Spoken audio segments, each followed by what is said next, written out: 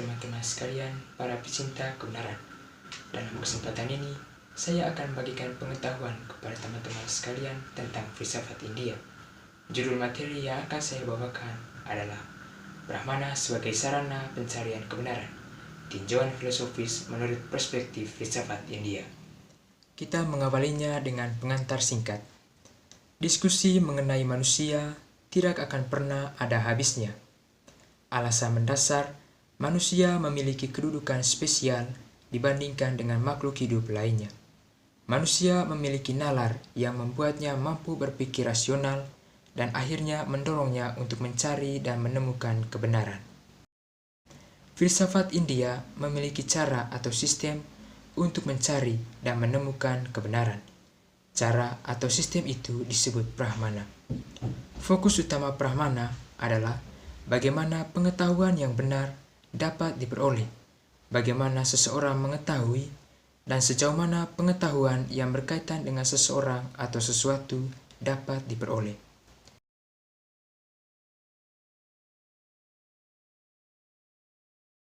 Selanjutnya, saya akan menjelaskan apa itu Brahmana.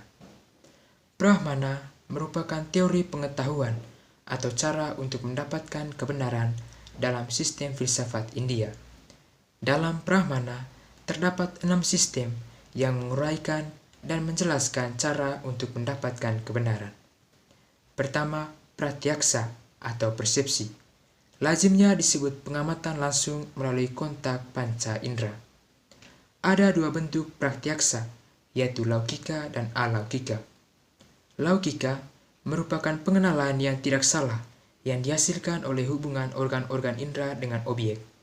Ada 4 syarat untuk mendapatkan persepsi yang benar, yaitu indriya tatsanikasa, yaitu pengalaman langsung dengan indera terhadap objek yang sedang dipelajari.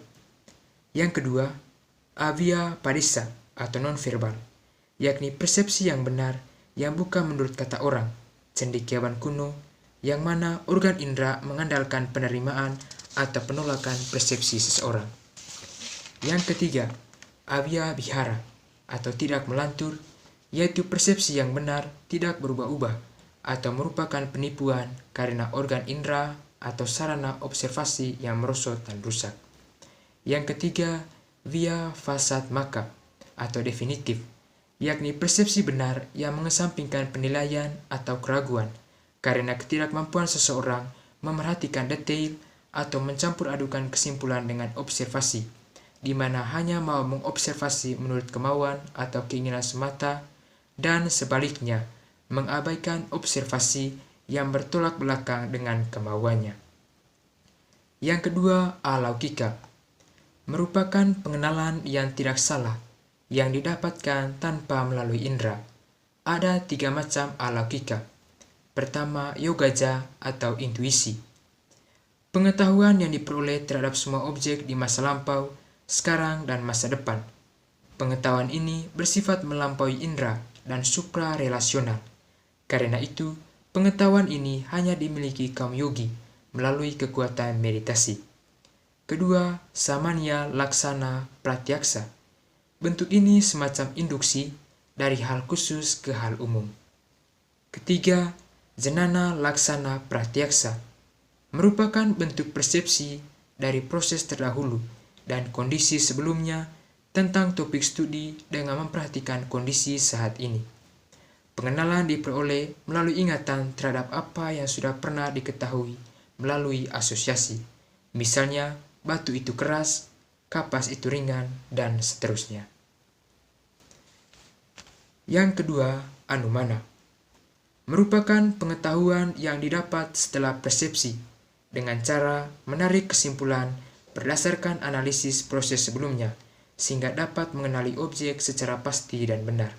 Tahapan penyimpulan dalam anumana yakni yang pertama, pratijna, yaitu proses memperkenalkan objek permasalahan tentang kebenaran pengamatan, misalnya saja gunung itu berapi. Yang kedua, hetu, yaitu alasan penyimpulan. Dalam hal ini, terlihat asap yang keluar dari gunung tersebut.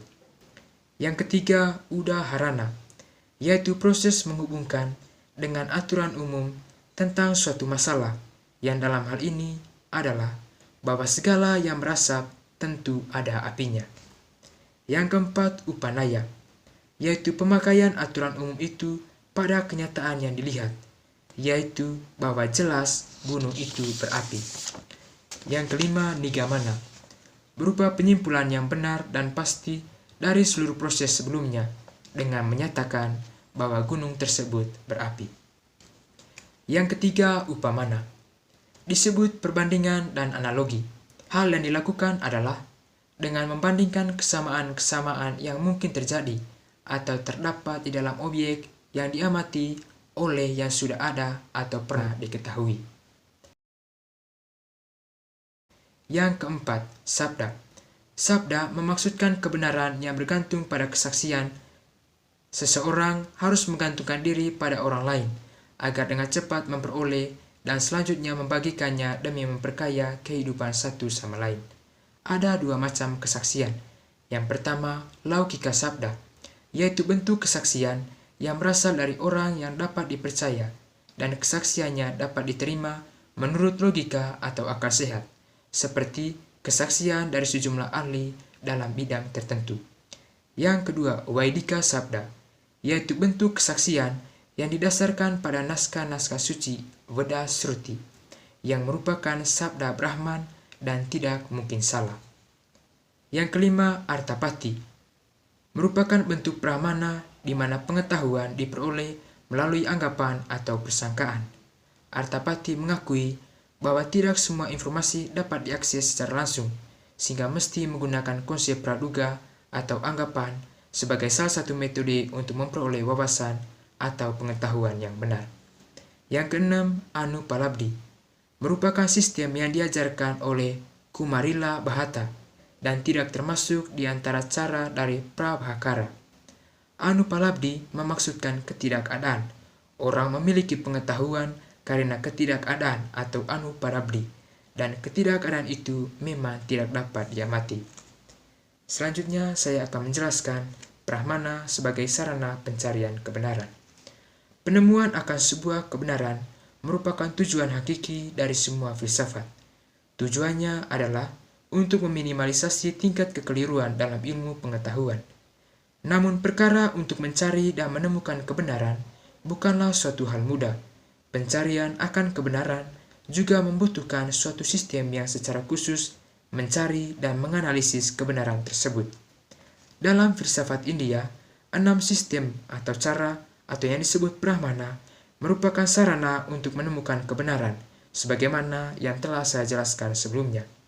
Namun di sisi lain, kebenaran dalam sistem Brahmana sangat tergantung pula pada aliran yang menganut sistem-sistem Brahmana ini. Aliran Nyaya mengakui bahwa 4 sistem Brahmana yang mencakup Pratyaksa atau pengamatan langsung, Anumana atau penyimpulan, Upamana atau perbandingan, dan Sabda melalui kesaksian merupakan sarana yang paling valid untuk mencari dan menemukan kebenaran. Hal ini didasarkan pada sistem filsafat Nyaya yang mengedepankan proses berpikir serta analisis mendalam melalui tahapan-tahapan yang diperoleh melalui metode nalar sehingga kebenaran dapat diterima oleh logika. Apabila keempat cara ini tidak dapat dipakai untuk mendapatkan pengetahuan atau kebenaran, maka dapat memakai sistem persangkaan atau anggapan atau artapati. Mimamsa memandang bahwa cara kesaksian atau sabda merupakan sarana yang paling penting dan utama, karena kesaksian adalah pengetahuan yang berasal dari kata-kata atau kalimat-kalimat. Namun sebagai satu sarana pengetahuan yang sah, kesaksian menunjuk hanya kepada klaim-klaim verbal dan dimengerti secara benar. Kesimpulan, daya nalar kritis manusia menuntun manusia untuk mencari dan menemukan kebenaran. Namun suatu kebenaran tidak dengan mudah diterima oleh manusia. Suatu kebenaran harus melalui tahapan-tahapan yang menjadikan kebenaran tersebut dapat diterima baik oleh logika manusia. Dalam filsafat India, 6 Brahmana merupakan cara atau sistem untuk mencari dan menemukan kebenaran. Namun di sisi lain tak dapat disangkal bahwa kebenaran dalam Brahmana sangat ditentukan pula oleh aliran yang menganut sistem Brahmana tersebut. Sekian dan terima kasih.